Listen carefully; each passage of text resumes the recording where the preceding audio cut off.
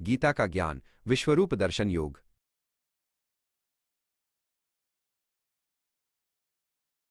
विद्यालय की कक्षा में आचार्य सोमेश ने प्रवेश करते ही गंभीर वाणी में कहा, ओ विद्यार्थियों, पिछले पाठ में हमने परमात्मा की विभूतियों के विषय में चर्चा की थी। आज हम 11वें अध्याय विश्वरूप दर्शन योग को समझेंगे। अर्जुन ने जब भगवान की महिमा सुनी तो उनके मन में उस ऐश्वर्यशाली रूप को साक्षात देखने की इच्छा जागृत हुई। वेदांत ने उत्सुकता से पूछा, आचार्य जी, क्या भगवान ने अर्जुन की ये इच्छा पूरी की? आचार्य सोमेश ने उत्तर दिया, हाँ वेदांत, भगवान कृष्ण ने अर्जुन से कहा कि इन चर्म चक्षुओं यानी साधारण आंखों से उस विराट रूप को देखना संभव नहीं है। इसलिए उन्होंने अर्जुन को दिव्य दृष्टि प्रदान की। प्रज्ञा ने चकित होकर पूछा, आचार्य जी, क्या दिव्य दृष्टि के बिना हम ईश्वर के वास्तविक स्वरूप को नहीं देख सकते? आचार्य जी ने सहमति में सिर हिलाया और प्रज्ञा की ओर देखकर मुस्कुराए। वेदांत ने कल्पना करते हुए पूछा, जब अर्जुन ने वो रूप देखा तो उसे कैसा लगा होगा?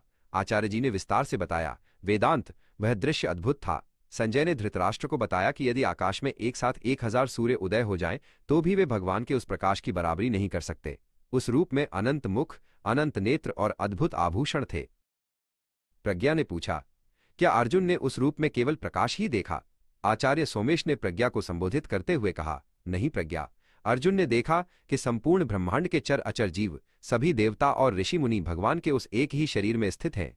अर्जुन ने उस रूप में सृष्टि की उत्पत्ति और विनाश दोनों को एक साथ देखा। वेदांत ने अगला प्रश्न किया, क्या अर्जुन को युद्ध भूमि का भविष्य भी दिखाई दिया? आचार्य जी ने बताया, हाँ, अर्जुन ने देखा कि युद्ध भूमि के सभी वीर योद्धा भगवान के विकराल मुख में समा रहे हैं। भगवान ने बताया कि वे काल हैं जो सबका अंत करने के लिए प्रकट हुए हैं। उन्होंने अर्जुन से कहा कि ये सब पहले ही मारे जा चुके हैं, तुम तो केवल निमित्त मात्र बनो। प्रज्ञा ने भावुक होकर पूछा, इतना विशाल रूप देखकर क्या अर्जुन डर गए थे?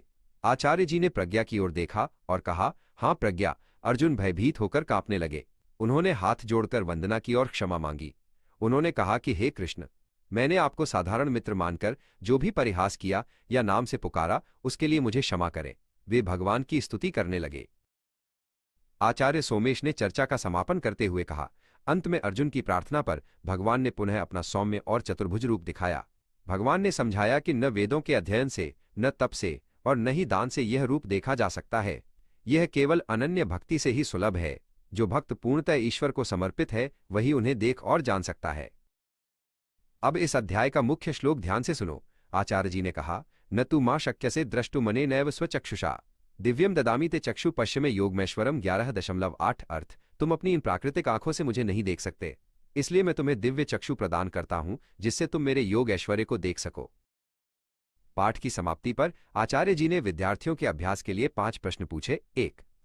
अर्जुन को भगवान का रूप देखने के लिए क्या प्राप्त हुआ? 2. भगवान के विश्वरूप का प्रकाश कितने सूर्यों के समान बताया गया है? 3. अर्जुन ने भगवान के मुख में किन्हें समाते हुए देखा? 4. भगवान ने अर्जुन को युद्ध भूमि में क्या बनने को कहा? 5. किस माध्यम से भगवान के उस विराट रूप को देखा जा सकता है? आचार्य सोमेश ने मुस्कुराते हुए कहा, अगले अध्याय भक्ति योग में हम जानेंगे कि साकार और निराकार उपासना में क्या अंतर है। आप सभी का जीवन मंगलमय हो। प्रज्ञा और वेदांत ने आदरपूर्वक आचार्य जी को प्रणाम किया और उनके द्वारा दी गई शिक्षा को हृदय में धारण किया। धन्यवाद।